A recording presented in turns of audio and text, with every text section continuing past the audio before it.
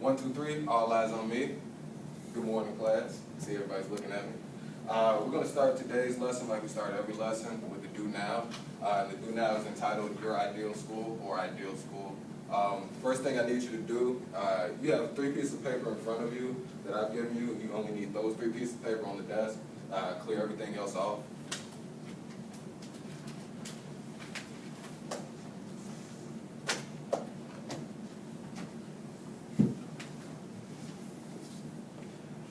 For the do now, I need you all to close your eyes. I need you to take 3 or 4 deep breaths. In through your nose, out through your mouth. That's 1. I hear Chris breathing. I see Max looking at me. Eyes closed, please. All right, so now what I want you to do is I want you to imagine yourself as a teacher arriving at your ideal school, your ideal working environment. You pull into the parking lot, park your car next to other teachers. What do you see when you're walking into the school building? As you enter the door, what are kids doing in the hallways?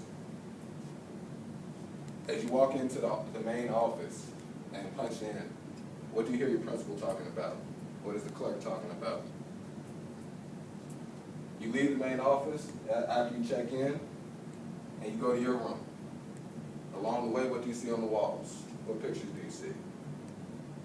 Is there artwork? What are students doing? What are students talking about? When you get into your class, you sit down, you settle in. What do you have on your walls? How's your classroom arranged? You greet your students for first period.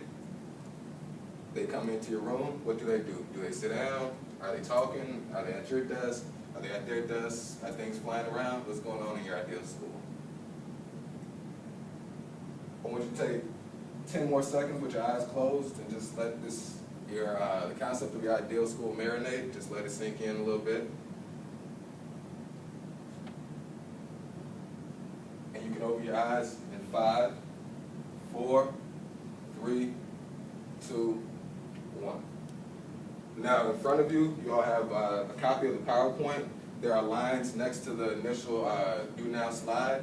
Just take a second. I'll give you 2 minutes to write down or jot down what you saw from your ideal school.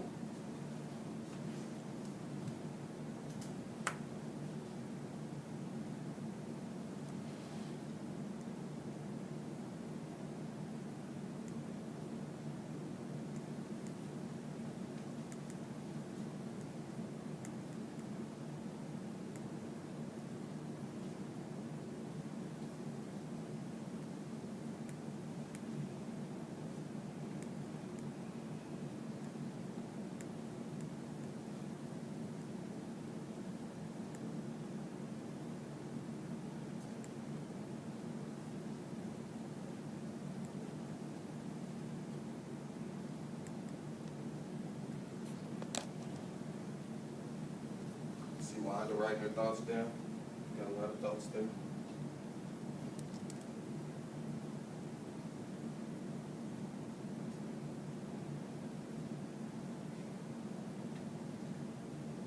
We got 2 lefties in this class. It's awesome.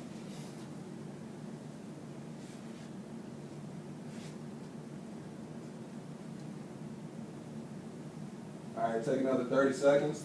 Jot your ideas down.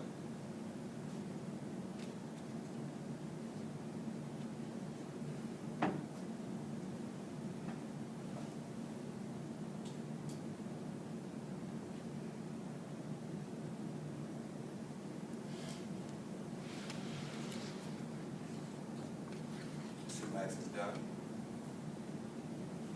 Take another 10 seconds to jot your notes down, wrap up your thoughts. All right, in 5, 4, 3, 2, 1. All right, so just briefly before we get off into today's discussion, can somebody just tell me how the image that you had of your ideal school relates to the concept of whole school reform, or the reality of whole school reform as you see it? I'll give you 10 seconds to think about the question.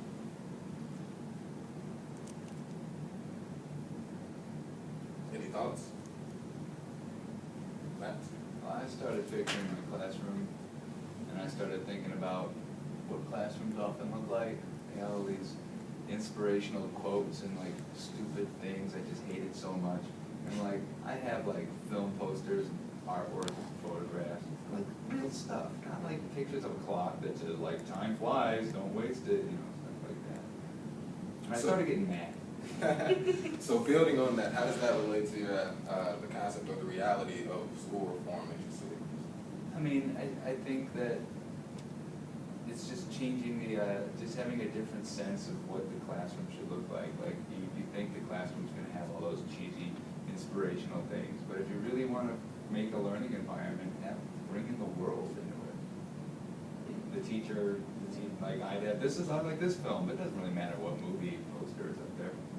As long as it's a good movie. So make it more practical, like make everything more pragmatic. Yeah. Okay. Okay. Are there any more thoughts? Well, that's, take this kind of, have you been in your classroom yet? It wasn't like Have you been set Chicago? up, it was a, you know. Because your classroom looks like that in Chicago, right? They have like movie posters and stuff. Yeah, I've seen stuff like, I've seen it when they were set up and they did, yeah. You got a comment on it? Yeah, I was just gonna say, my idea was like there is no bullying and kids were actually nice to each other. Yeah. So you had concepts more related to school culture than STEM. Absolutely. And that brings us into today's discussion, you know, just a transition. There are a lot of concepts of school reform, and in reading the Payne article, he actually talks about, or the Payne book, he talks a lot about how there, you know, in any given day there might be 40 different proposals for turnaround schools, school reform proposals being presented to the school board, things like that. And all of them having a different framework and all of them having a different focal point in the school, like school culture, school aesthetics, and some of them are founded on creating a relationship with community, things like that, much like AUSL. So that's kind of what we're going to get into today, just the history of Chicago school reform from about 1985 to the present day. And the hope is that we're going to be able to talk about the future of school reform, especially since we're all participating in it as AUSL residents. So. Now, the objective for today is pretty simple. I just want you all to be able to identify two major role players in Chicago school reform and give a brief description about them, and also two major events that occurred in Chicago school reform from 1985 to current day. So we begin Chicago school reform with our late great Harold Washington, the first black mayor of the city of Chicago. He started planning school reform in about 1985, just before some turmoil with the teachers, and the teaching union actually went on a strike, which is the most recent strike in Chicago public school history. In response to the teacher strike, he called together an educational summit, and he brought in university partners, educators, teachers, political figures, and professionals. However, in the middle of the school summit, Harold Washington passed away, and there's a lot of controversy as to the actual goings on of him passing away. There's some that say the Daily Machine had something to do with his death. But however, Harold Washington dies in the middle of this reform movement, and there's some disagreement, like we were saying, in regards to people's understanding of the way that the nature that reform should take. But we do get certain benefits out of the summit that Harold Washington had created. There were certain laws because of the mixture or the collective group that Harold Washington had put together. There were laws that were passed, such as there was a decentralization of funding and of power in Chicago public schools. For example, local school councils hired principals instead of central office, which meant that the local school councils had a lot more say in what the principals did, how the schools functioned, and the direction of the school. So and they also gave them funding in order to give them legitimate power.